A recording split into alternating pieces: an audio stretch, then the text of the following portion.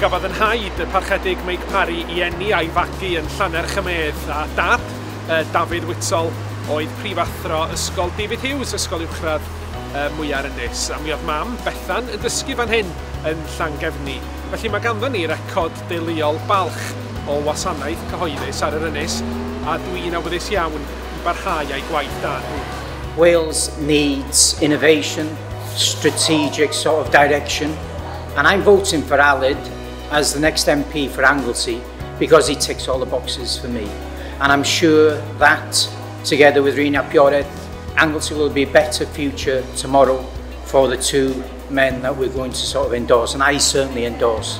A just fel na'n waith I, di gwneud siŵr bod gen Ynys Môn profil uchel yn y Cynulliad Cenedlaethol yn y Senedd ni yng Nghymru. Mae'n rhaid I ni gael yna chdi llais gru I Ynys Môn yn San Steffan hefyd, hynny mae'n rhaid I ni gael. Dwi wedi bod yn newyddiadurwr am dros 20 mlynedd. Mae'n swydd freintiedig, ond da chi'n gweld y digwyddiadau mawr ma'n digwydd o cwmpas chi. A mae o le rhwystredig iawn I fod. Da chi'n cael gofyn y cwestiynau, ond da chi ddim yn cael cynnig yr atebion. A rwan chi'n gobeithio bod I yn mynd I fedru gwneud hynny. Dwi wedi sylweddoli nad ydy San Steffan yn gwarchod buddiannau pobl Cymru nag yn gweithio drostan ni chwaith. Ond dwi'n meddwl bod gan Blaid Cymru yr atebion i'n problemau ni. Mae Ynys Môn yn heiddi gwell.